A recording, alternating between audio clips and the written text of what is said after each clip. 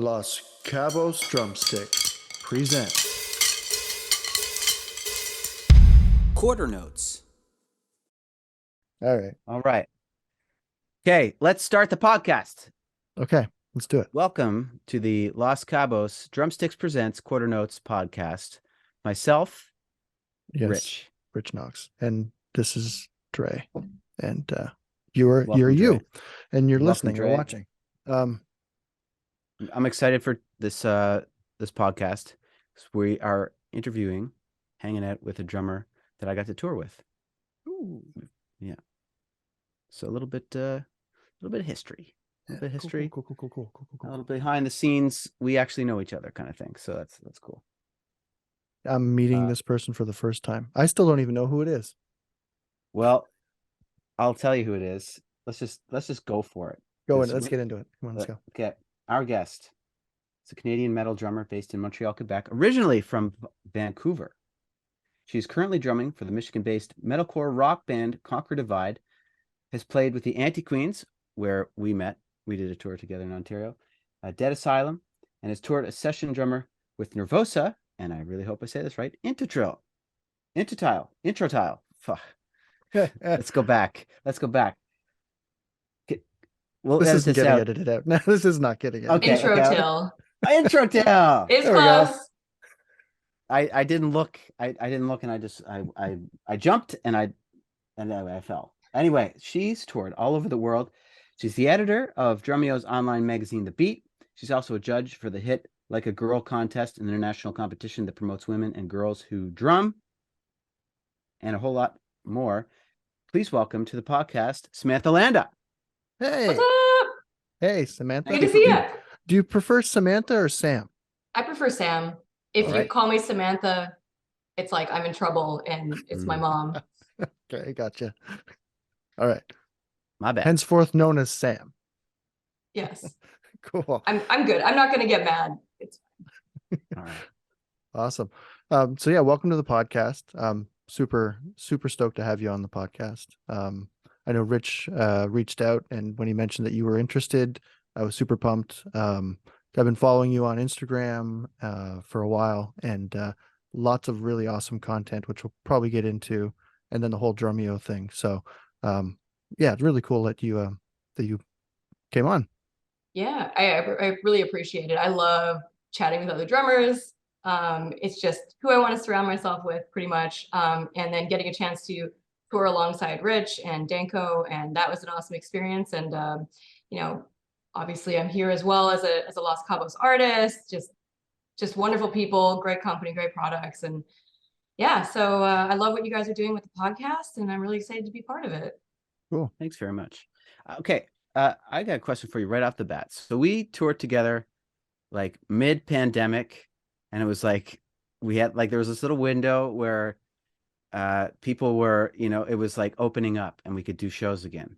And then I think, if I'm not mistaken, our tour got cut one show short because COVID reared its head and caught up. And I think even maybe some people got sick in the band.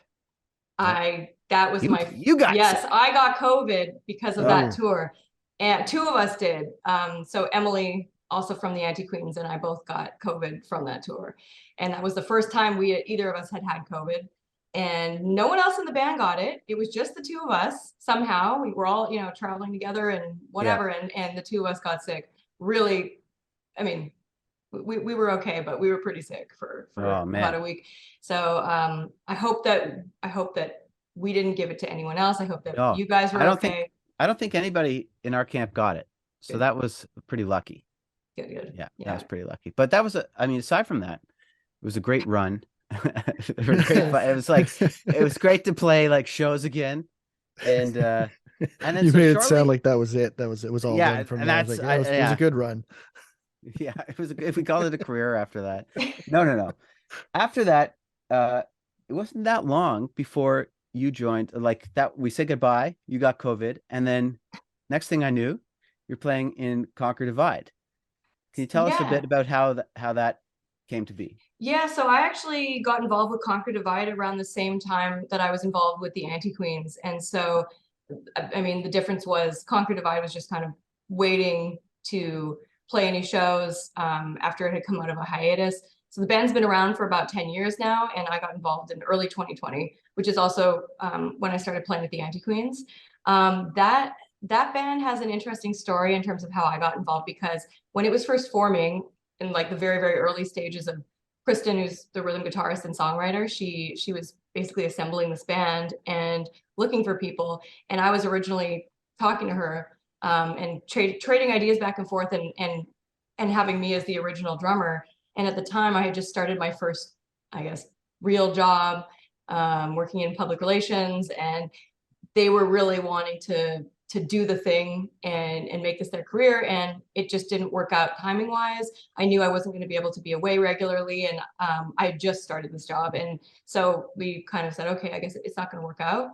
And so they went with a different drummer, and I had to kind of like step back for a couple of years, because every time I saw, oh, this band's doing like blowing up and doing all this cool stuff and these big tours, and people would send me links like, oh, it's an all-girl band and they're doing heavy music, and I was just like, oh, like it's the one that got away. And I always just really wanted to be part of it. And so at the end of 2019, Kristen came to me and said, hey, we've been on a bit of a hiatus for a couple of years, but we're coming back and we don't have a drummer anymore. Would you be interested in being involved? Immediately, I'm like, oh, yes, 100%, absolutely. So that's when I started doing things with Conquer Divide. And then it was only like 2 or 3 months later that I was approached by the Anti-Queens to join. So it's where I was at the time like, oh, am I going to have time like to do multiple bands? Because I still technically had Dead Asylum in Vancouver, and I had flown out there in, I guess, 2017. We had done a Western Canadian tour, and then we did some touring out east, but I knew we weren't as busy. So anyway, that's essentially how I kind of got to where I was at the point that we met. Nice. So you were both a founding member and the second drummer of Conquer Divide. I mean, I definitely couldn't say I'm a founding member, but when you put it that way, it sounds awesome. But no, because it was more of like an earlier iteration, so it had a different name. Right. There were a couple of member differences, but it was a similar sort of some similar sort of vibe, but it's just a little bit different. So I couldn't say that. I wouldn't claim that. No. You didn't say it, I did. So but you guys have been building up quite a bit of momentum. Like I know just a couple months ago, or maybe just weeks ago, I'm still COVID brain timeline thing. But you guys did a session at SiriusXM Studios. Right. Yeah. Yes. How did you guys book that? And like, or not how'd you book it, but like what was that whole experience like? Yeah, so I should clarify too, we weren't able to go out to their actual studio, so we did it remotely. So we did it at Pearl Sound. I always forget what city it's in. Anyway, it's Chuck Ocasey, he's very close to he's close to Detroit. So he's awesome, and the studio's great. So we did it there. But Octane, like SiriusXM Octane, has been such big supporters of Conquer Divide kind of since the comeback. They've been playing our stuff. They've been super supportive. They invited us to do this Octane Accelerator concert. Right now they're playing Welcome to Paradise. We just added, we're just really, really grateful for all of their support, and they're awesome, and did an interview with them not too long ago about like before we played Welcome to Rockville, and we talked about the Accelerator concert. So yeah, I mean, what's interesting is, so one of their hosts, Katie, we've known each other since we were teens in Vancouver. So we're both from Vancouver. She lives in California now. She's one of the primary hosts on Octane. I hear her every day. Yeah. Yeah. So yeah, I've known Katie for years, and so that's just kind of a cool kind of crossover point. And as Canadians, it's a small world, it's a small country, so we all kind of, everyone knows someone. So that's been awesome. Katie's been great and really supportive as well. So yeah, that's awesome. Welcome to Rockville. That looked awesome. So fun. One might say it rocked. Nice. It rocked the Ville. It rocked the Ville. It was great, and we got to play 2 sets. So we played during the pre-party for like the campers, and there might have even been more people at the pre-party. Like we had no idea how big the pre-party is. It's awesome. It's really, really awesome. And then we had a set as well on Thursday during the day. That went great. It was really muggy. It was hot. And there kept being threats of thunder showers, and so they kept saying, oh, it's a code red, we need to like, everyone gets undercover and off stages for a while, but they still managed to get everything running honestly pretty seamlessly. So it was great, and the people were great, and the reception was awesome. Sweet. That's awesome. Yeah, I was looking at your upcoming tour schedule. I was just gonna go for it. You were just gonna say that? Yeah, again, same brain. Go ahead. What? What? All right, I'll take way. it. I'll take it. You guys like, I'm envious. You guys play in the States so much. Is that like where you play the most, would you say, is in America? This band has never played outside of the US. Oh wow. So okay. Well, yes. So the answer is yes. Yes. It's playing its first shows. Its first international shows will be in Toronto and Montreal in September with Electric Callboy. So now we're just making sure everyone's got everything they need for border crossing and all that stuff. But yeah, they've never played as a band outside of the US. And I find that a lot of tours kind of in the scene that the band's been involved in, a lot of them it's very American. It's all American bands playing in the US, and a lot of them primarily play in the US. Gotcha. Yeah. That's got to be nice to like go down to like warmer places and play them in the wintertime. That part's nice. Not have a 13-hour flight. Right. Yeah. Right. Yeah. I mean, that's fair. We really want to play Europe as well. So we're just trying to work on building. We want to build a fan base, more of a fan base in Europe, especially after we released a single and a music video with Electric Callboy, and they're based in Germany. So now we've got this solid German fan base as well, and they're all asking us to come to Germany. So hopefully we can come out there and play some Europe shows. And then what was the other thing we were talking about with American tours? Oh, the visas. That's the one downside, is just being a Canadian musician and the process of getting visas for the US. That's just it's just getting more and more expensive as the years go by, and more unaffordable. And this is where I'm going to say, I think they should have a distinction between more like a, certain like different tiers of this type of visa, where, what Celine Dion pays what we pay, presumably, or if we were to get the same kind of visa, it would be the same. So, for someone like that, they can afford it. For someone like us, it's quite expensive. An entertainer's visa kind of thing. Like how long is the visa good for? Like when you leave, is it like just a few months and then you have to like go through the whole process again to renew it, or? So it depends on what visa you get. Up to this point, I've always gotten the P2 visa. And so it's basically what they call a cultural exchange visa.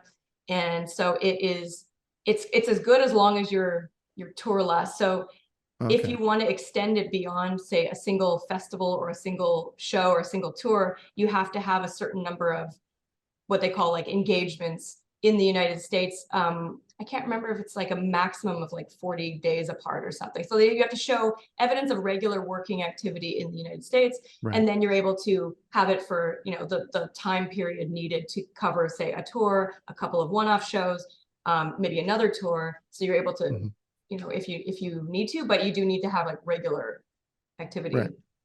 Okay. Right on. Just for myself and for anyone else that it might be looking at, crossing the border for the first time and want to know how to kind of navigate those waters.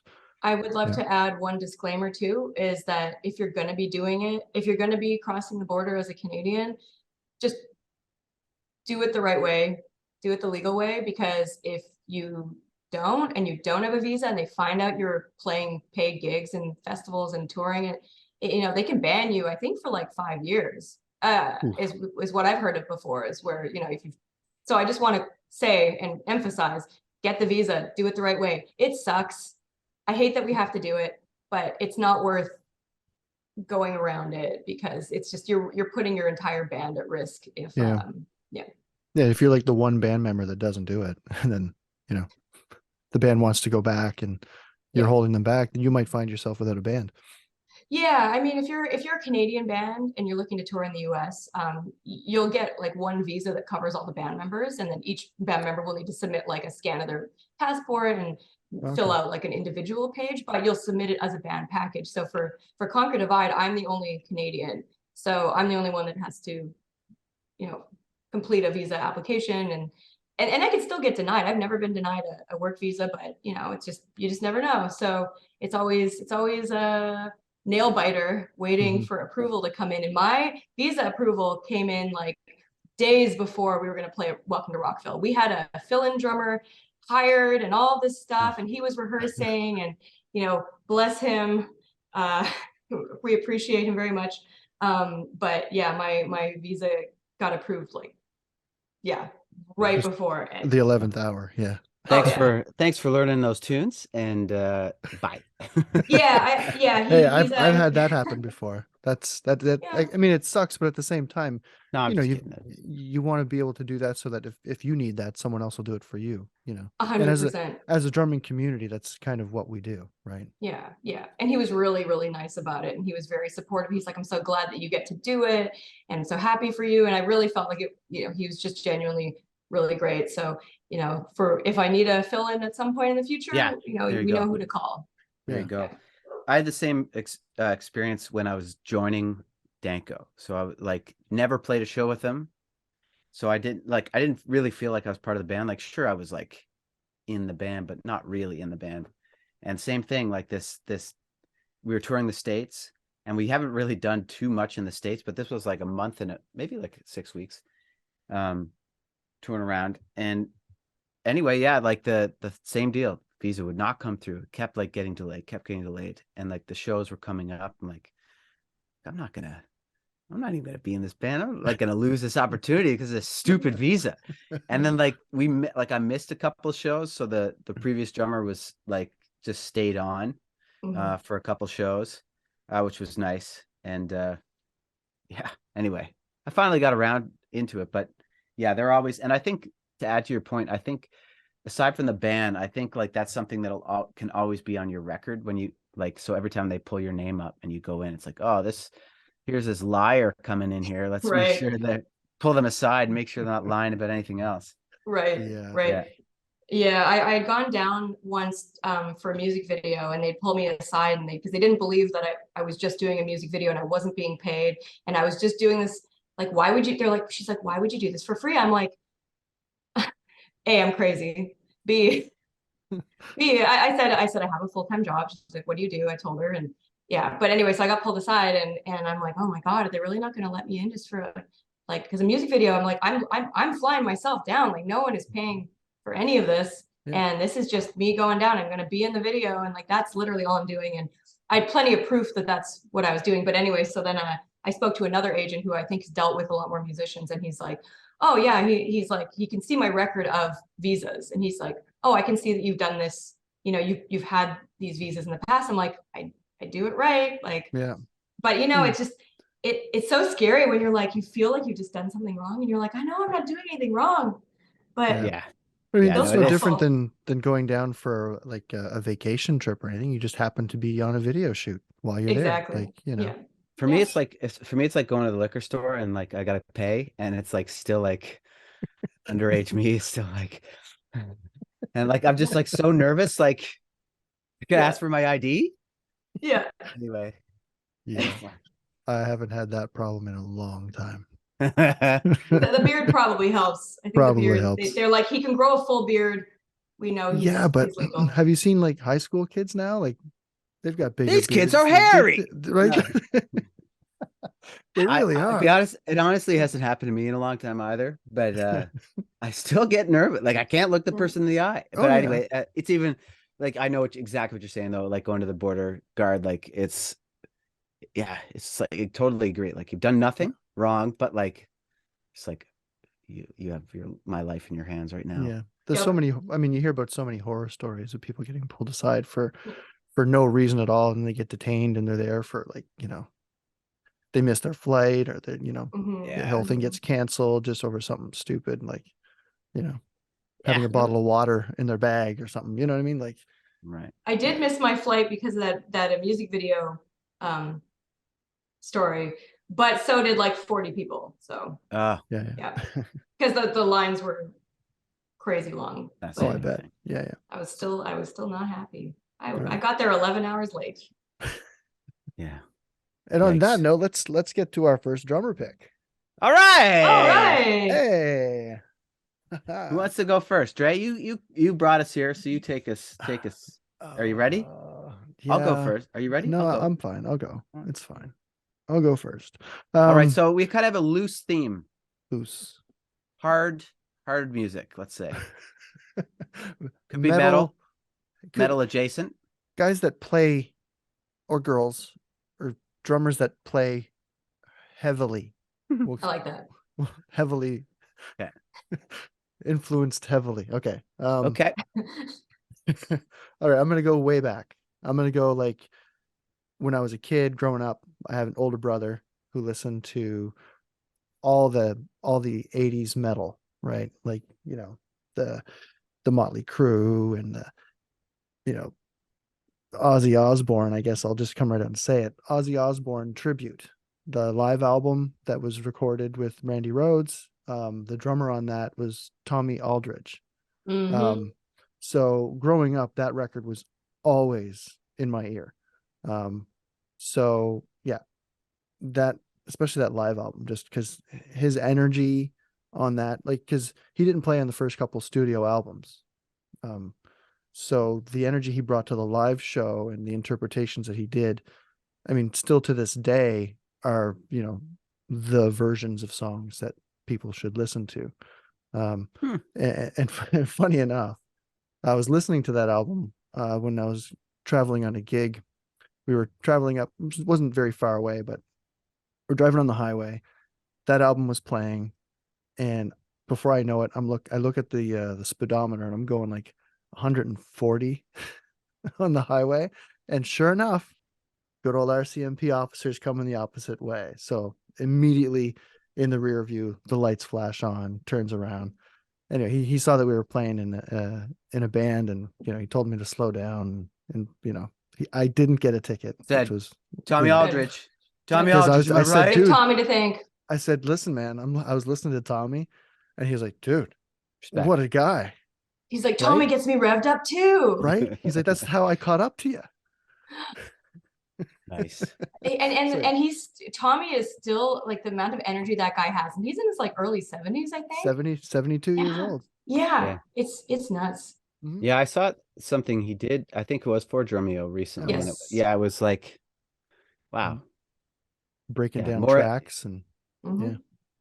Yeah, no, I totally agree. It was like, oh man, I wish I had that stamina and power. that's the benchmark. That's like the goal, to still be doing it at that age, Oh man. and the way he's doing it, like just Mhm. nuts. Yeah. Nuts. Anyway, that was my first pick. All right, well, I'll go next because speaking of Ozzy, I was Hey-o. which is why I went when you said that those are the versions that should be listened to, because my first pick was Bill Ward. Oh, Coming from my like kind of jazzy background, when I first listened to Sabbath, and I just could hear like, wow, this guy's like, I mean, it's like definitely playing heavy, but there's like a certain finesse and a I don't know, something jazzy about what's going on there for me at first listen. And so, I mean, that's my pick. I don't got to say much more, but you really don't, because he was one of my other picks. So now I got to pivot. Well, luckily for both of you, I don't have another Aussie drummer on my list.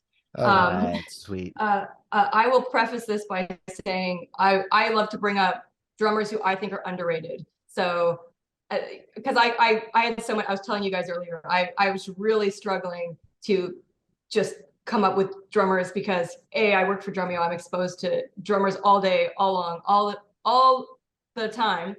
And I'm just always watching drummers on like social media and whatever. So I really wanted to bring up or start with one drummer who I think is highly underrated, and that is Craig Reynolds. He plays for a hardcore band called Stray from the Path. First of all, I think I first heard about him because of his Twitter, because I started getting more on Twitter, and this guy is just hilarious and very dry and I don't know, it's just my kind of humor. And I was like, okay, who's this guy? I gotta check him out and check out his band. And then he was on Seth Meyers as well recently. And that was really sick. But he's got a bunch of playthroughs and things online. And I was hoping to catch him at Rockville. Unfortunately, Straight from the Path had to pull out very last minute. But so I've never seen him live. But yeah, I feel like, especially in hardcore music, you could just play really straightforward stuff, but he doesn't. Like, he's such a tasty drummer. He's very creative. He comes up with these cool kind of like interesting like tom licks. I don't know. It's hard to explain without showing you, but so I won't say too much on that, but I highly recommend checking out Craig if you are not familiar with his drumming.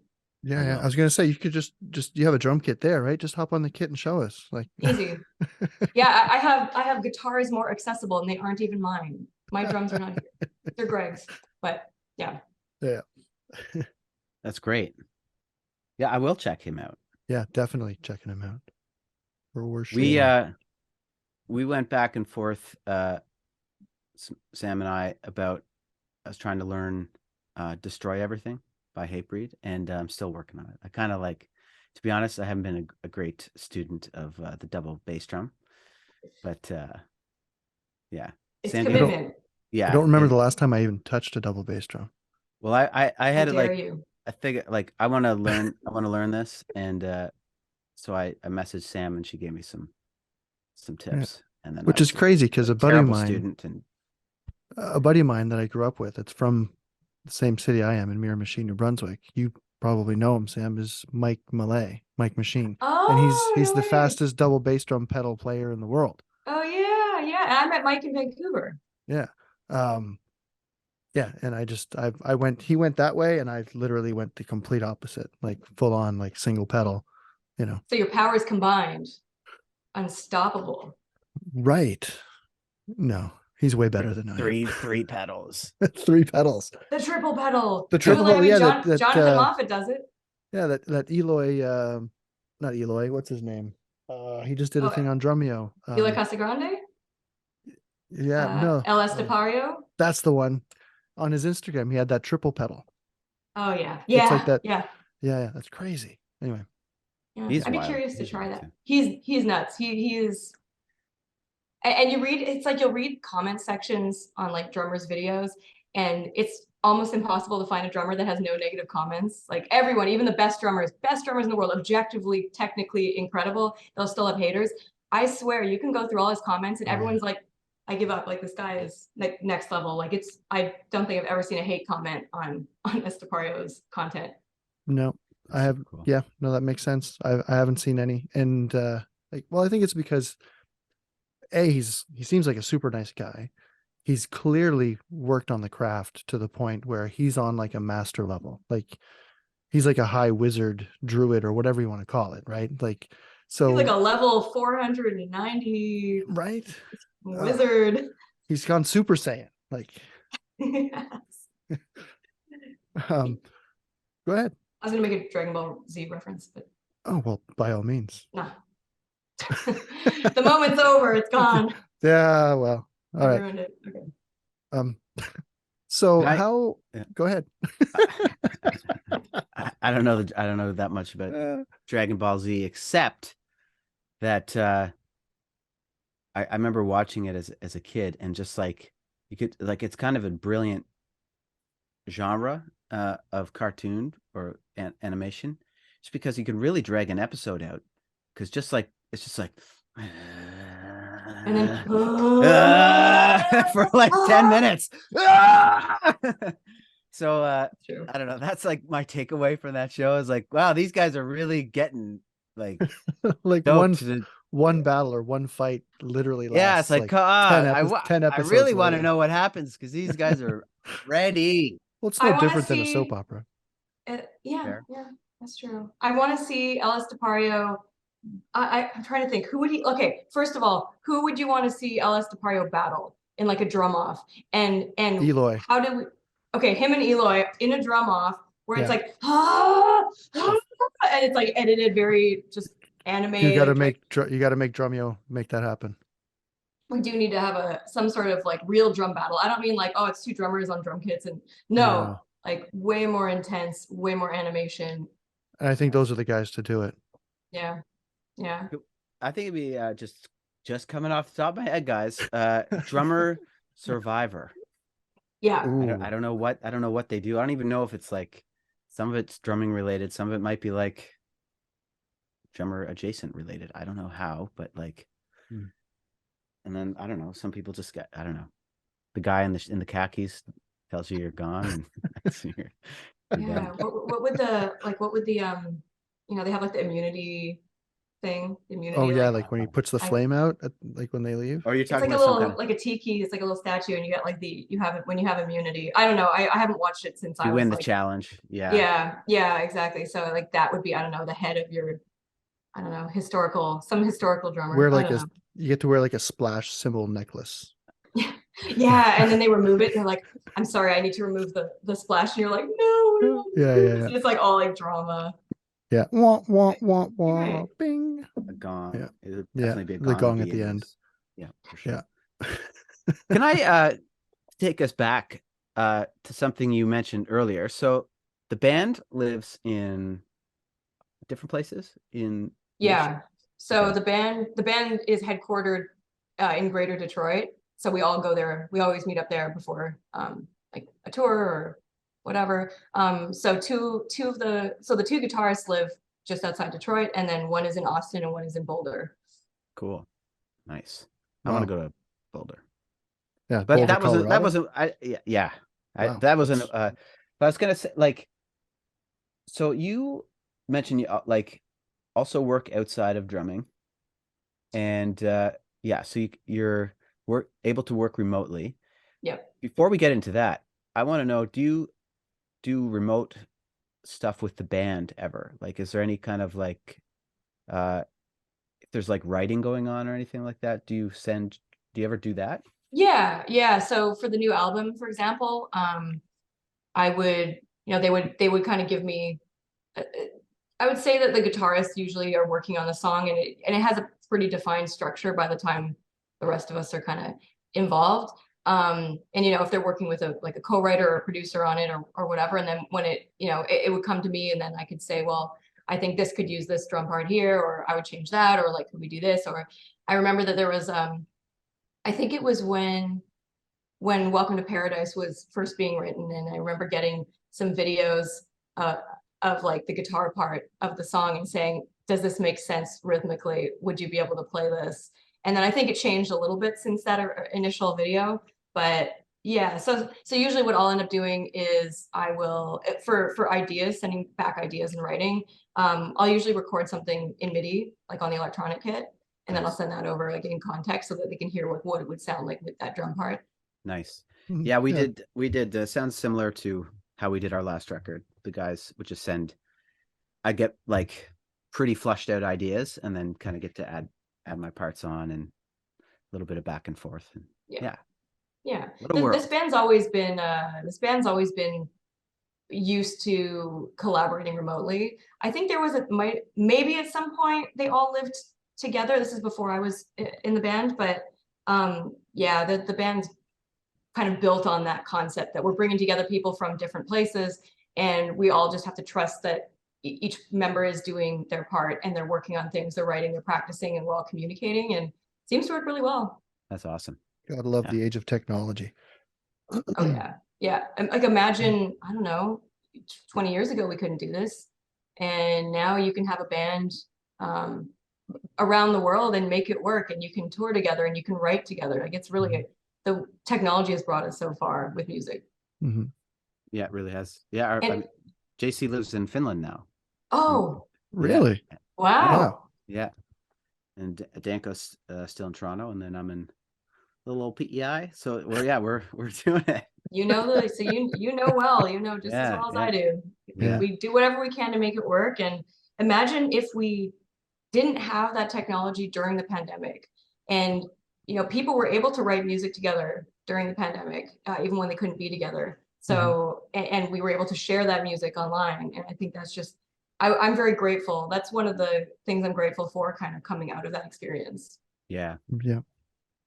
Yeah, there were lights, you know. there was dark times, but there were light. There was a few Oh, lights for in sure. the dark too. Yeah. Yeah. Music always helps people through any of the dark times. Keeping on with the remote work though, can you talk a bit about that? Like, last we were chatting, you were doing like, you have a marketing business? Marketing? I work full-time for Drumeo. It's full time. Okay. Yeah, so before I was with Drumeo, I did have my own, I'd say like writing content micro agency, whatever you would call it. Like I had a team of writers that would work with me, and I had a number of clients. So I've been with Drumeo full-time since 2019.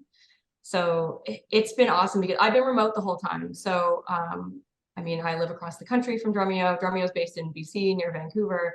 And anytime I'm in town or I'm nearby, I try and come and visit the office, and I come to the studio and, you know, try and spend a day or two working with everyone. Just, I do, you know, I appreciate being there, like, you know, with your coworkers, and I feel like I just get, you know, we just make so much happen when we're all together. But yeah, it's 100% remote for me, and I'm able to work while I'm on tour, or I work from home. I've come out a couple times. Like I fly out for the Drumeo Awards every year, and yeah, it's worked great. And I think I don't know if this might be wrong, but I think it might be as many as 50% of the Drumeo team or Musora team, that's the kind of umbrella company, might be remote now. I'm not 100% sure on that number. Yeah. Right on. Well, I mean, if you're able to maintain your level of creativity and your quality of work, being able to do it remotely from home, especially, you know, where like you're writing articles or you're coming up with lesson plans and stuff like that, without having to be physically in the studio to do the recording or the drumming parts, like why would you have to go into an office? Right. Or, you know, that kind of an environment? Like, yeah. And I've worked a corporate job before where I had to go to the office, and, you know, that was my first job. And I like it sometimes. I'm a very social person. I like to be with people, and I love the camaraderie, and I love just there's like a buzz when people are getting excited about things and we're working together. But there's just so much I appreciate about working remotely. And one of those things is flexibility. It's so much easier to say, oh, I've got to, I don't know, roll out for like to run an errand, like go to a, you know, doctor's appointment or something like that. I find it so much easier because I can really plan my schedule around it. So I make sure, you know, I've got my meetings here and there. It's so much easier for me to, you know, you don't have commute time. You can literally roll out of bed and start working if you want. Yep. You can work in your PJs. I'm not saying I do, because I like to feel like I'm more productive when I'm, you know, ready for the day. They say like, and because like coming through the pandemic, a lot of the office work, you know, from home, that you really have to separate your work from your home. Like get up, get dressed, treat it as if you are going to work, and have a designated spot that you're working, so that when you're done for the day, you can step away from it, and then you don't feel like you're at work 24/7. Because that's what a lot of people had, you know, big part of the whole mental health thing that was coming through the pandemic was the anxieties from always feeling like they were working and always being on, you know, to have that. So you really need to have that distinction between work time and home time. So when you're on the road, say on tour, you're able to take your work with you, right? So how does that balance? You know, being home, you don't have to worry about the show or the sound check rehearsals and stuff like that. So how is that when you're on the road, like that balance of the work tour life? Yeah, so I typically will work every day instead of like Monday to Friday. So I might do fewer hours per day, but I also am working on 2 extra days. So it's like 5 hours a day instead of 7. So I'll do 5 hours a day, 7 days a week. And so that cuts that down. And then usually most of our drives are usually somewhere between 4 and 7+ hours anyway. So I do all my work pretty much when we're driving. There's been the odd time where you know, it was a shorter drive. We had an early sound check, so I might need to take a break, sound check, and then go back, and then get a bit of work done. But for the most part, it's just while we're driving, and I'm not one of the drivers, so I'm able to do that. Nice. So do you have a tour bus? Like, or are you guys doing like the vans and the U-Hauls? We do the van. We have our own trailer And the van belongs to the van as well. We're hoping to upgrade to like a minibus, like those like kind of airport shuttle style buses. We've just decided that, man, just getting a tour bus is so expensive, and even when there's been an opportunity, it doesn't make financial sense, and we'd rather spend that money on like better music videos and things like that than a bus. I mean, I've only done one bus tour, and it was in Europe. It's the only time I've done a bus tour. It's just hard to go back when you had a bus. So I'm not opposed. I would way rather have a bus and my own bunk, my own space. We're working on building out some bunks in the van, but right now we have it set up so 3 of us are in the. We've removed one of the bench seats. 3 of us sleep in the back. 2 are on the benches because they're the smallest. Yeah. Not ideal, but it works. It saves us money, and we can invest it more into more important things. Yeah, the music and the art, rather than the travel. Yeah, because it's the travel is, you want to be comfortable, but it's not the end game. The end game is the product on stage and what you put out to your public, right? So yeah, the only thing I would say is that if you're traveling in a way where you're really uncomfortable and you're sleeping poorly, that's going to affect your performance too. So balancing that as well. So we've had to balance that sometimes where we had one night not when was it, last spring, we were on tour, and I think it was like 2 or 3 days in, and it was pouring rain, and it turns out that the van was not waterproof, and everything in the back got soaked, and we had very little sleep. People were cold and wet, and it was really, really bad. Everyone was just grumpy and upset the next day, and we had like 2 hours of sleep, and I somehow managed to play an okay show. I was surprised. Maybe it's because I was tired. I just couldn't be like nervous. I was just like, whatever. Muscle memory, autopilot. Yeah, but it's just one of those things you have to kind of weigh. Like, make sure you're comfortable enough that you're not going to affect your performance. Yeah. Road dogging, Road dog. Nice. Yeah. Pro tips. Yeah. We'll come back to that, because in a previous episode we talked about maintaining a healthy lifestyle on the road, like with food and stuff like that. I guess we'll just get into it now. We'll get to the other drummer later. So how do you, when you're on the road and that, in the van, in those situations, what is your, I don't want to say what's your diet like, but as far as the healthy aspect of being on the road, well, Rich is all about that healthy lifestyle. Kill me. Rich will kill me because he's very healthy, very, conscious of that. I need to do better. So here's what I've done, hoping that I'm going to actually follow through with it, but I haven't, but I would like to. I bought a portable blender, and it's it's a USB powered blender. And so I was like, oh, I can make smoothies. I can make if you decided you're going to go to the gym and you want to have a protein shake or whatever. And it's awesome. You don't need to plug it into anything. It just charges, and it's good for a couple of blends. So that was really cool. I found that on Amazon. That was awesome. I only used it a couple times, and then I got lazy. I'm sorry, but highly recommend for anyone who's trying to stay healthy and make your own shakes. Anyway, so we always end up at a Planet Fitness pretty much every single day.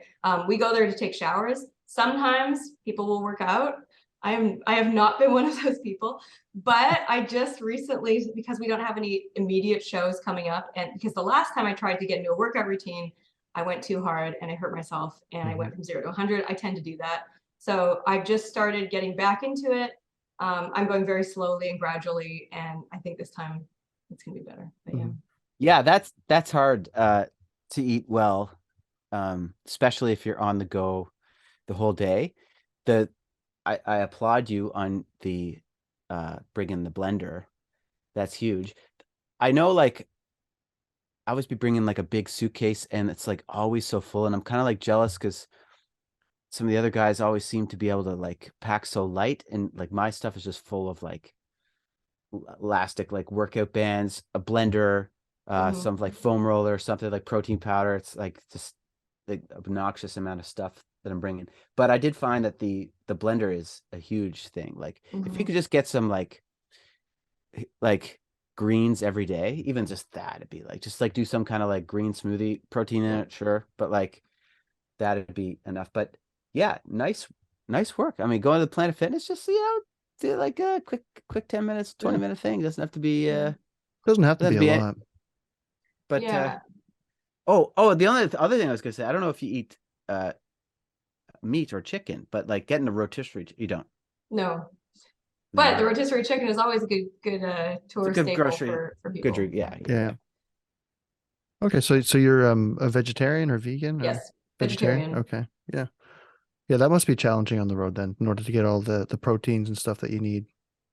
Vegetarian, being vegetarian has been no problem. No. I have a lot more respect for someone who's vegan and lives the tour life, because I think that's tough. It's really tough when you can't, you can't cook for yourself every day, or you've got to rely on the promoter to give you what's on your rider, and you have to trust that it's going to be vegan, and you might not have as many options as everyone else. So I definitely have, I have a lot of respect for that. But I find that being vegetarian has not really been difficult. I think it's a much more difficult lifestyle, I think, if you're vegan. Yeah, for sure. Raw vegan. Raw vegan. Especially if you're raw vegan, especially. Yeah. I bring my dehydrator on the road with me, so I don't. I was like, that's why everything's so heavy. Yeah. Yeah. All right, let's get to our second drummer pick, because time is flying by. It sure is. Just a side note, just for the powers that be at Los Cabos, this episode might run a little longer. Just so you know, just warning you. Anyway, so second drummers. So Rich took one of my drummers, so now I have to like come up with one off the top of my head. So, okay, I got him. That was easy. Vinnie Paul, and I don't have to say anything else. I literally don't have to say anything else. Vinnie Paul, done. Next. VP. People understand. They know. Anyway, the power, the groove, everything. Just VP. Anyway. Yeah. All right. Who's up? Sam? I'll go next. Sure. So I also, again, someone who I think is underrated outside of the metal drumming community, and that's Luana D'Ameto, who is a drummer for Crypta. She used to drum for Nervosa, which is also a band that I've toured with in Europe and the US. What am I saying? Part of the reason that it's really awesome seeing how far she's come over the last couple of years, because her blasts are insane. Like the power that she has in her hands and the speed, and she does a lot of like very fast drum rolls, and she'll do a lot of like linear tom fills. Just the speed and the power is just nuts. It's nuts. Check out her stuff, like check out Crypta, but her hands are nuts. Really, really good. And the blasting is just like top notch. Really, really good. So that's, again, Luana D'Ameto from Crypta. Highly, highly underrated, in my opinion. Okay. Definitely checking that out. 100%. All right. Who do you got next, Rich? Let's see if you take my other guy. Come on. Probably not. My second pick is I wouldn't really say underrated. Mine are all pretty top shelf. Mickey D, who I saw formerly play with Motorhead, and I'll tell you why I picked him. One, ton of power. Mickey D. I mean, he's amazing. But my favorite part of the show was there's a drum solo near the end of the show, and he plays a drum solo while throwing sticks in the air. So it looks like it's raining sticks. And I mean, it's an obnoxious amount of sticks, like 100 sticks. And I thought that, it was a slow clap. So, I mean, aside from like the drumming, it's the showmanship that also did it for me. I love seeing drummers get really creative, and they do something either unexpected, impressive, ridiculous, whatever it is. Like for me, it's the surprise, like element of surprise. If you do something unexpected, it's like Eric Improda, and he's one of those drummers. I mean, I should have had him on my list. Wait, Eric should be on my list too. I need to add one more. 2.5. 2.5. Eric Improda. Because not only is he an amazing drummer, he's super creative. He finds all these different ways to integrate different like sounds, and he'll integrate samples, and he'll do things with like, he'll do percussive things that you didn't expect. But his showmanship is amazing. So he's done, I mean, you can see videos of him like literally hanging from the rafters. He jumps up on his throne. He's like doing backflips onto his and off his drum kit. Like it's just he's so fun to watch. So not only is he an incredible player and he's super creative, but the showmanship is like next level. Nice. Rad. Yeah. Gonna check him out. I was thinking, yeah. I've been thinking about like if I could make it cool to be like Charlie Watts, but could I pull off a Charlie Watts vibe while playing with Danko? I was thinking about this today. Because like Danko, there's like the classic, just whatever, I'm into it and stuff. But could I do it, and would it look cool if I just look just stone face? Just didn't. I think that would look kind of rad, actually. It might, or does it? Yeah. I don't know. I wouldn't want it to be boring. No, he's like so. But would you also cool. pull off with a hi-hat So when you cool. hit your snare drum? Like, would you do that whole thing? That'd be tougher if I had to incorporate that as well. Yeah. Anyway. I think Danko would probably turn around and look at you and be like, "What's wrong?" I think you're totally right. You'd be like, "You're usually like, yeah," and then like, why are you look so stoic? Yeah, it would throw the whole thing off. Yeah, he's like, I'm the stoic one. Train wreck for sure. Yeah. So how did you get involved with Los Cabos Drumsticks? Like what was your origin into the brand? Ooh, my Los Cabos origin story. All right. Well, you see, there were all these mutants. Right. And they touched the ooze. No, that's Ninja Turtles. Yeah. Yeah, that's fine. That's fine. We had this school, it was a special school, and anyway. Gifted. Full of mutants. Yeah. Anyway. I've already forgotten the question. What my origin story was Los Cabos? I got distracted. Okay. So I first tried Los Cabos.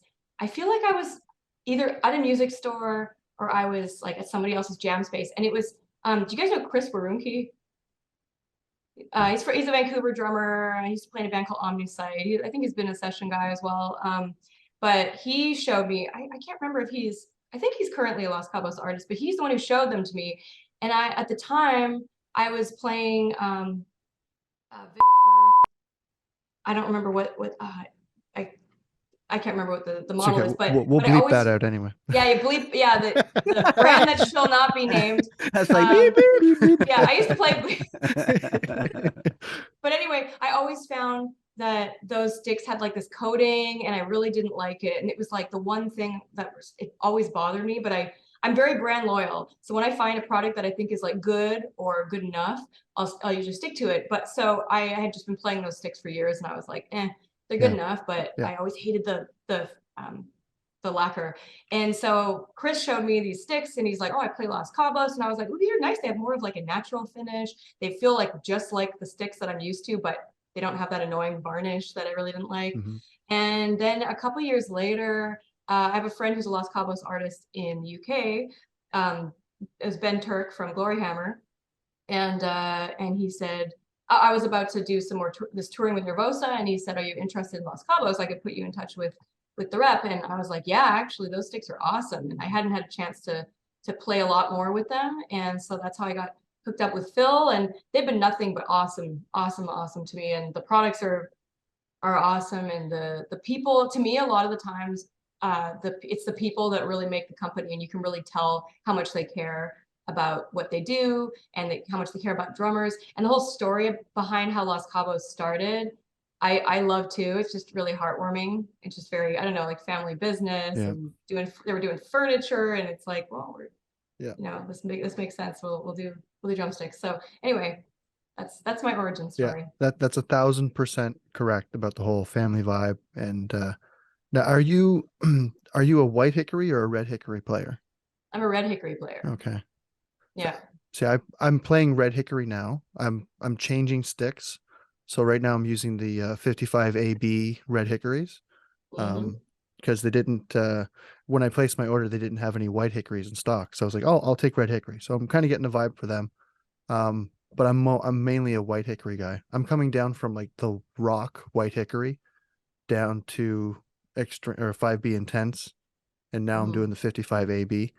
And so far they kick ass. It's a nice medium, such a nice medium stick. It's still got some weight to it, but it's not quite as the taper is shorter on the 55 AB, so there's a bit more weight in the front, which I like. So yeah, I'm giving them I got a whole brick of them, so I'm giving them a run to see how, and then I'll place another order. But I know Rick is a White Hickory 5B.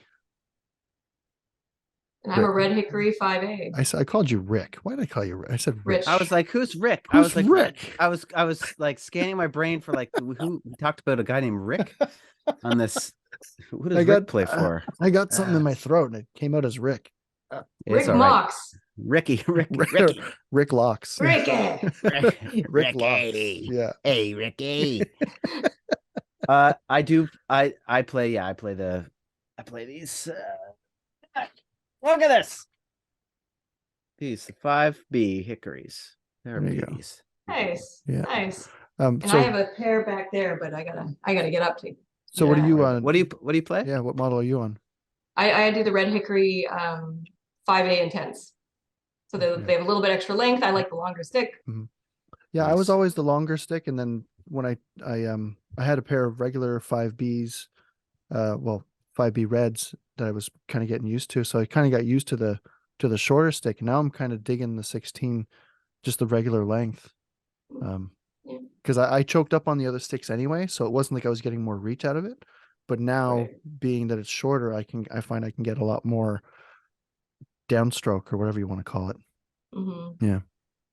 Yeah, I do like bigger. I like bigger and more standard length sticks for more just like backbeat playing, I think. But when it comes to like playing fills and doing things on cymbals, like I like the extra reach.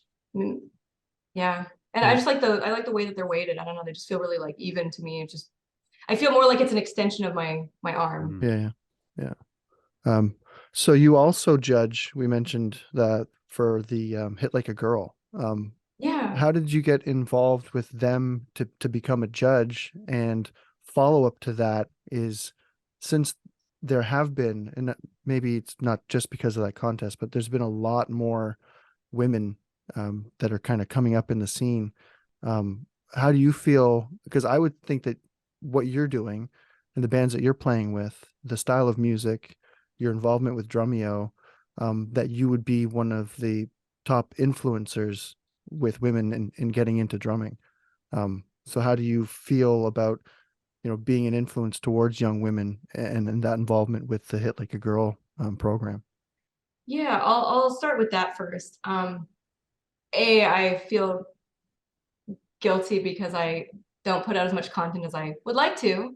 And so that's the tough part, where I'm not my full-time job isn't as a drummer. I do have a marketing job. So, it's hard to balance like just practicing and getting songs ready and doing stuff with the band. And anyway, so I wish I could put out more content, because I think that it is important to be visible to other girls and women, and just generally, I think minorities in the drumming community, just so that people can see, hey, it's not just these dudes or whatever. And there's nothing wrong with, being a dude and a drummer. It's just more what people expect. So I think it's really cool to be able to feel like I have some sort of influence in that sphere, because I don't know, it's just not much makes me happier than having like a little girl or even like a teenager or an adult or whoever come up to me and say that I've inspired them, or that, they're starting to learn drums and they're looking for guidance. And I'm just extra excited when it's other girls and women, because there just weren't a lot when I was growing up, and I didn't have a lot of people to look up to. And so I'm definitely largely influenced by male drummers, and that's cool. But it's just nice to see people that look like you, and maybe go through the world like you and things like that. So yeah, it feels really, really good. And I feel very fortunate and privileged to be in a position to be able to be visible for girls and women to feel comfortable moving forward and putting themselves out there, and reassuring people that it's what you want to do. If this is what you love and this is what you're passionate about, don't let anybody stop you. There's no reason for that. And I think that brands and bands and the media and just the community in general, I think, has generally become more accepting of female drummers and trying to highlight more. And there's a fine line between tokenizing someone and, Yeah. you know, giving them something because they're a girl versus highlighting them and saying, we want to make sure that you're aware that there's also these girls doing it. So there's a fine line between those. But for me, it's just, yeah, it's important. The Hit Like a Girl contest is a great way to highlight girls who are playing drums. And so I got involved as a judge. I can't remember who I was referred by, but someone referred me. They were looking for more judges. This is a couple of years ago, and they reached out to me. The organizer of the competition reached out to me, and so I've been doing it for the last couple of years. I love judging youth categories, and I've always said that to them. I said, please give me a youth category. So the first couple of years, I think I did. I judged the teens, and the last couple of years I judged the under 13s, and it is just so cool seeing the next generation of drummers, and they're so, oh my God, and they're so good and they're so passionate and they're so excited. It could be a kid that's been drumming for like 6 months, and you know, maybe she's just, you know, she only really knows a couple of things, but she's so happy and so excited and she's just loving it. And being able to witness the next generation of drummers is so cool. Yeah. It's like that one that went viral and ended up playing with the Foo Fighters, at Nandi Bushell. Like, she's just a I love her. powerhouse, like, and great drummer. You know, but just, I think what people got drawn to her wasn't so much her ability behind the kit, because like we've seen the progression. Like, she wasn't, you know, an amazing drummer at the start, but it's just her passion and the energy and the intensity in what she was doing had people grab on, and as time has gone, she's developed and she's become a really, really good drummer. Like, she could be touring with, you know, she could have been the drummer for the Foo Fighters, like, you know. So yeah, seeing the young girls and you know, all the minorities, because representation matters so much, you know, and to be representative of that, I think, is awesome. And like, to circle back to Los Cabos, when you were talking about, you know, they offer the breast cancer awareness sticks, you know, every year, you know, to raise money, and all of the monies go towards the research, you know, which I think is super important. And I think more companies should do that, especially in the drumming community. And then there's also, I'm blanking on her name now, but the one that runs the Breast Cancer Can Stick It.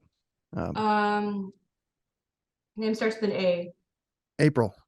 I just saw her now. Yeah.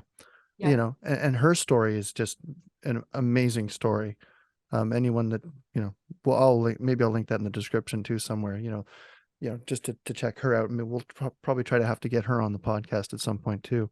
But yeah, like, the representation matters, and you know, you want to stick with a company that takes those things to heart and you know, is genuine behind the intentions. Yeah.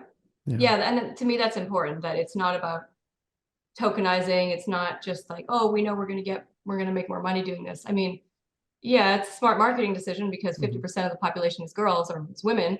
But it's also just, you know, you want to show that and mean it, that you're accepting of everybody, that anyone can be a drummer, that everyone's welcome in the drumming community. And it's just, generally, I've felt very accepted in the drumming community, and there's always exceptions. But anytime that there's been someone who's just, you know, weird about girls drumming, it's very rarely someone who has like made a career out of it. It's usually someone, they're upset because they haven't gotten anywhere, and usually it's because of their personality, because you can be an amazing drummer in your basement and no one wants to work with you because you're a horrible person. So, you know, there's been times where, you know, I just see the negative comments and I'm like, well, I'll go look them up, and I'm like, oh, okay.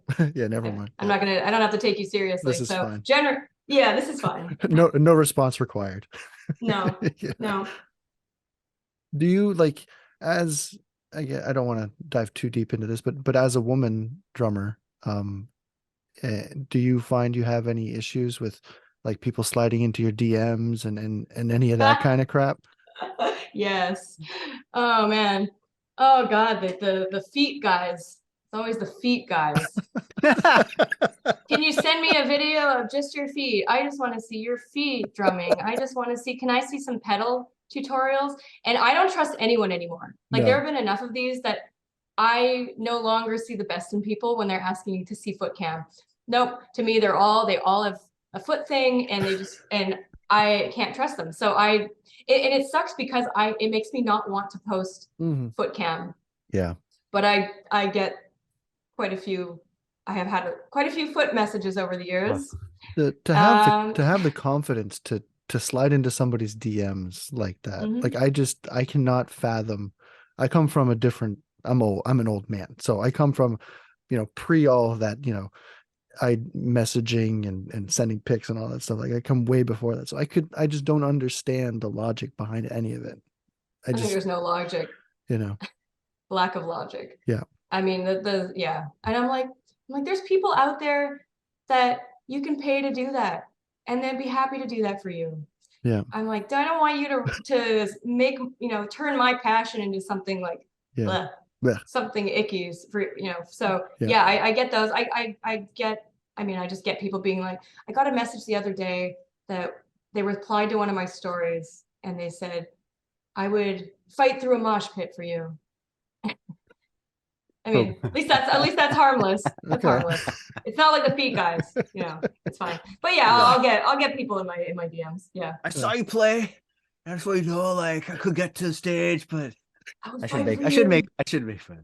Yeah, no. I mean, something like that. Like I'm not offended by that. Like it's sweet, it's cute. Like I'm flattered. Like it's so yeah. I'll appreciate like a good compliment, but if people come in and they're being really weird or inappropriate, I'm like, no. Why? Like really? Like you could have just been like, hey, beautiful picture. I'm totally fine with that. This is not an invitation. Anyone watching this, not an invitation. I might just block you, but occasionally it might be okay. But yeah. There's you remember you're talking to a human being, right? Yeah. So anyway, all right, let's get to our next drummer pick. Let's take a 180 here. Oh, I'll go first. You'll go first? Okay, I'll go next. I'll go second. This guy's got the nicest feet of all the drummers I know. Best feet in drums. His best feet in drums. Wait, hold on a second. Shoes or no shoes? You know what? This is a big thing with drummers is playing with shoes or without shoes. It's true. You know what, man? I'm not sure. It might not be. There might be no shoes, but I don't know. I can't remember. And I admit, like, it's not like for you though. Like, do you play with shoes? Oh, for me, I can remember that. I play with shoes. I was wondering where that was going. Right? I'm like, no, what is he talking about? I thought you meant like my drummer is like, oh, you're gonna call me out on not like knowing. Does he play with shoes? Does he play with shoes? Yeah. Sometimes. I used to not play. Like when I was beginning, I think I played shoeless. Really? Because I think I just like because I didn't, I was a kid and I was learning to play drums in my house and like didn't wear shoes in the house, so I just like would go down to the drums. And then I think as I started playing outside of the house, I started putting shoes on. I think that was as simple as that for me. All right. Yeah, I'm straight up. I can't be bare feet. I have to have at least like a pair of Chucks or a pair of Vans. Like I don't go all like super nerdy and get like the drumming shoes. But yeah, just a pair of Chucks or a pair of Vans. I have to have something on my feet. It's just weird.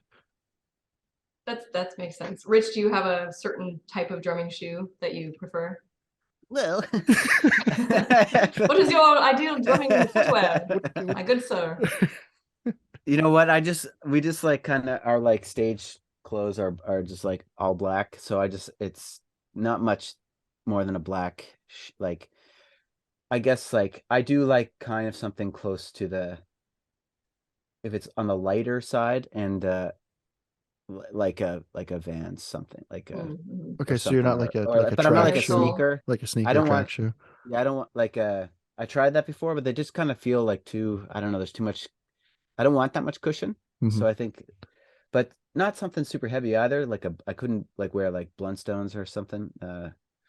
I've done that. I got this pair of Red Wings once, and like I don't know, like I forgot my shoes or I lost my shoes. This is years and years ago, not with Danko, but like let's play with this like pair of like new boots. They were like brand new too, so they like had like zero give, and it was an interesting show. It wasn't like I pulled it off, but anyway.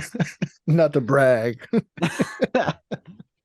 Yeah. Anyway, how about you? How about you, Seth? I'll share mine, and I'm sure all these feet guys will just screenshot this part. I'm This just is kidding. like we're gonna see this will the be shoot. no, it's this will fine. be the short, the reel. Yeah. I'm kidding. So I usually play with shoes. However, and the shoes that I play, I always wear the same shoes. And I switched a couple of years ago, the shoes that I play. So I used to drum in boots, and people are like, "How do you do it?" And I liked that they were really solid and they were like heavy and they gave me a bit of weight, and I really liked that for like full leg motion. But I switched to black Chucks. I guess it doesn't matter if they're black, but they're Chucks. So yeah, I wear Chucks 100% of the shows I play.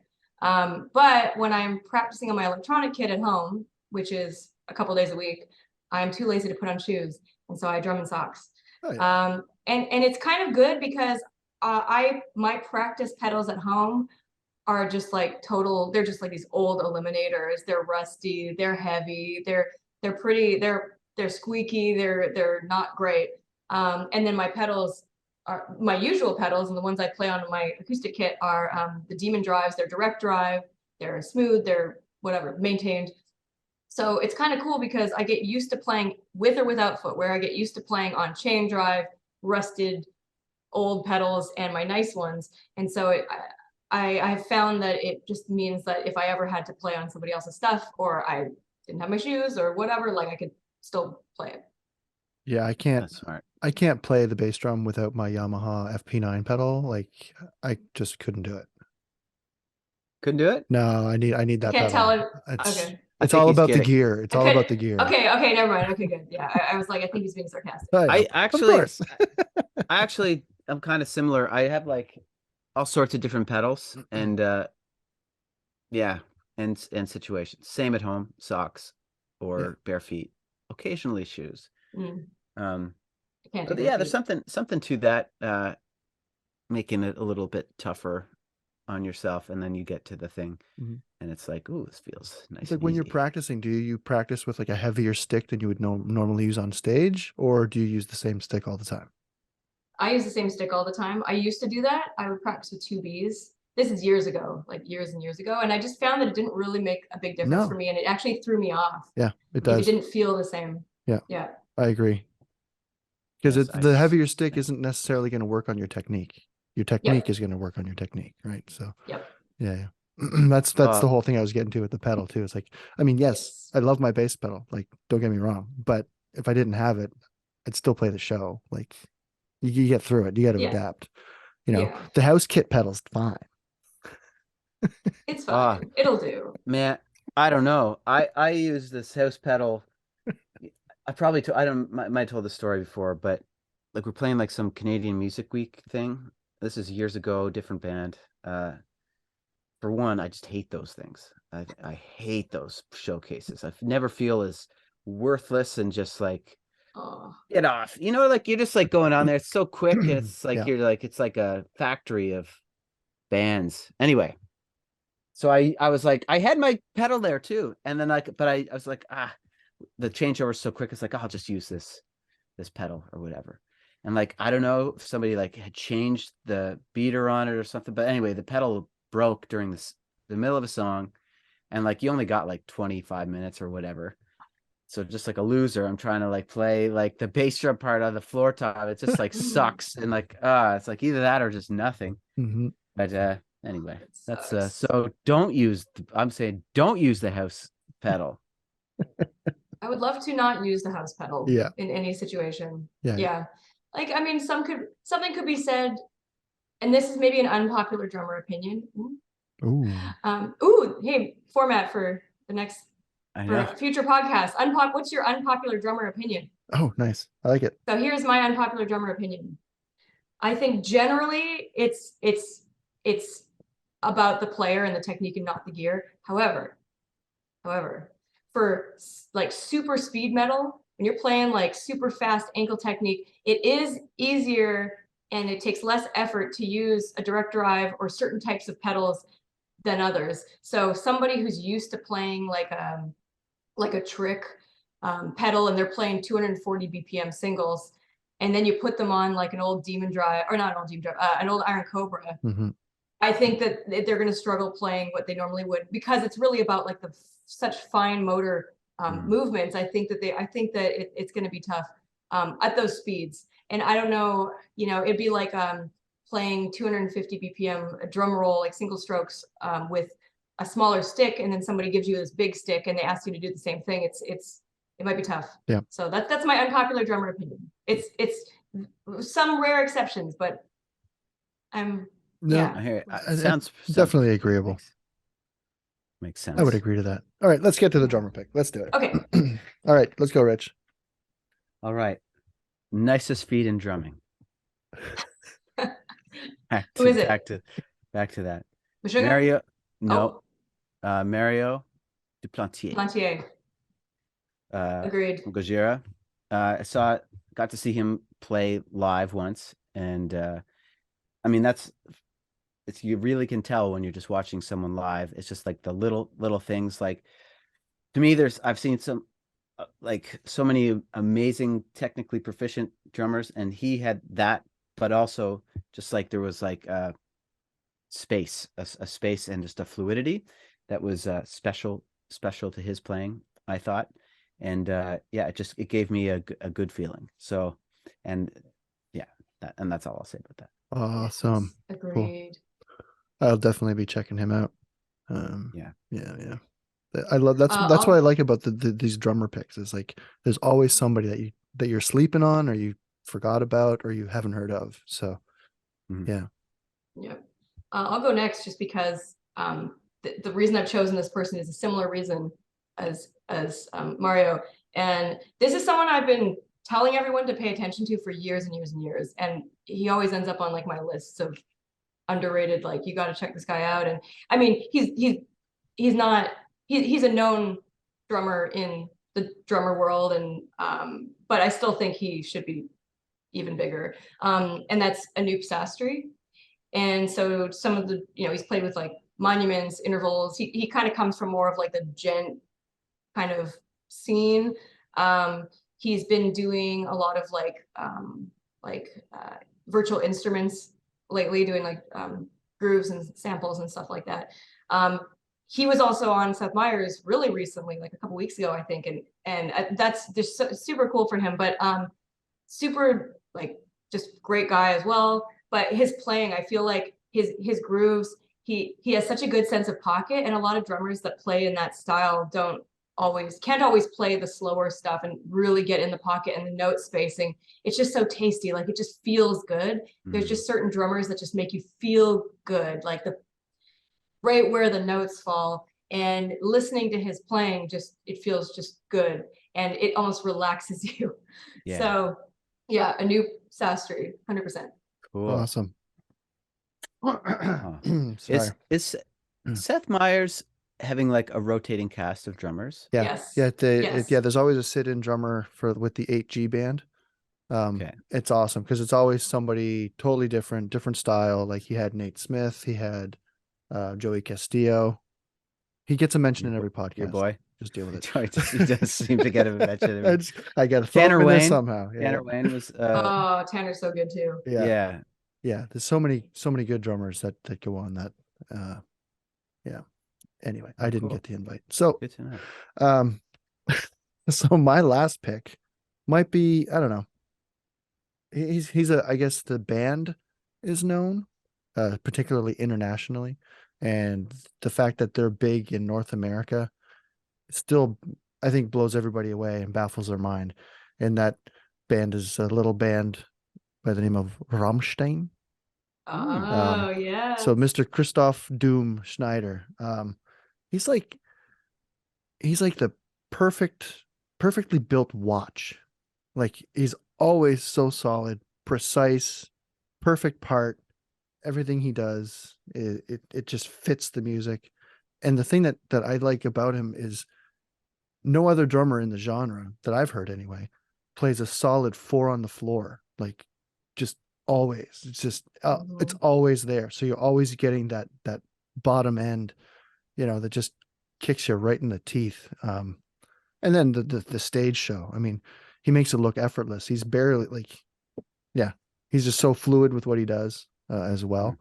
Yeah, that's my last pick. Just I think Christoph is an underrated drummer. And obviously Rammstein is a huge band. Most people know who they are, but as a drummer, because they aren't like a drummy band. They don't have like all these drummy parts, but he is so precise. Yep. And it's perfect. It's exactly what a band like that needs. And I think he's underrated as a drummer.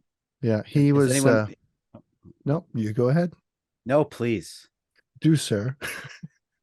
Has anyone seen them live? No. Yeah. I missed an opportunity. I had an opportunity, and it was a day off, and I was tired. And anyway, I regret not going. But yeah, it's awesome. I saw them it was like 10 years ago though, and I know that the show is now pretty much too big to play in oh yeah, most arenas. They're not playing. Pyro and they're always outdoors. Yeah. But I saw them in Vancouver at Rogers Arena, I think it was, and even then, it was just nuts. It was probably one of the craziest shows I'd seen, and I would love to see them now. Yeah, I heard that I don't know the band that well, but they have a song Diesel, I guess, the song called Diesel, and they burned diesel or something. I don't know. The place just started smelling like diesel for the song Diesel, which I think is an extra hilarious. Who does Sense? It's like a 4D movie. It's who does that? Who does that? It's a Disney production, is what that is. Kind of dated. I don't know if it's real. It must be some kind of, I don't know. I mean, yeah, it's kind of controversial, just filling up an arena with diesel. But I don't know much about Rammstein, but I wouldn't put it past them, I guess. So. Yeah, well, you don't have to worry. I mean, the flames and the pyro, you're gonna smell some flammable liquids.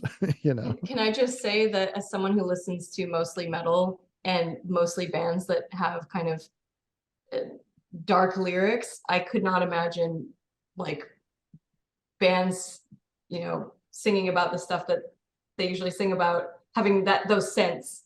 I don't want those scents. No. I don't want to smell those things. They're talking about destruction and devastation and death and whatever, and it's just oh god, it's just why does it smell like corpses? Huh? Yeah, it smells like corpses. Why is that kind of our thing? Yeah, why does it smell like copper? It has this weird metal taste in my mouth. Oh, it's my own blood. No, it's right. Yeah. Oh, that's awesome. Oh, wicked. Yeah, so we've blown the budget on time. This was amazing. Thank you so much again for agreeing to be on the podcast. This was a real treat. Thank you. I'm gonna have all your social stuff for you and for the band. But for those listening that might be too lazy to click on a link, well, where can people find you? So I'm Sam Landa. You can find me at Slanda Drums on Instagram. I'm on TikTok, but I have not been posting lately. Facebook, Twitter. I'm probably the most active on Twitter and Instagram. But yeah, I'm Slanda Drums on Instagram and Sam Divides on Twitter. And then the band is Conquer Divide, and you can find us on all streaming platforms. And we're all over Instagram, and we're on TikTok, and we make some really ridiculous TikToks. So you should probably follow us there. Yeah. And you have a tour coming up in the fall, in September. Yeah. Yes, with Electric Callboy. And that's a US tour. We have 2 Canadian dates, and that is August 25th to September 15th. So we're really excited for that one. Yeah. Nice. Conquer Divide is an amazing band. Check them out on YouTube and all the socials, because probably one of the hottest bands I'd say in the genre going right now. Just phenomenal stuff. I've really enjoyed it. I'm Dre, and that's Rich. There it is. That's Rich. Where can people find you, Rich? On Rich Knox Drums, or at you could go to @Fit Drummers as well, and Instagram. You can also, I'm on Facebook as well. I don't do the TikTok, and I don't really do the Twitter either, but my phone number is beep beep beep. beep beep beep. No, that's it. Yeah. Rich Knox Drums. I use Instagram more than anything. Yeah. And I'm Dre _SGS, and then you can do all the Los Cabos Drumsticks on Instagram, TikTok, Twitter, Facebook. Click on the links. And that was the episode. Sweet. Thanks so much, Sam. Thanks, guys. Thank you.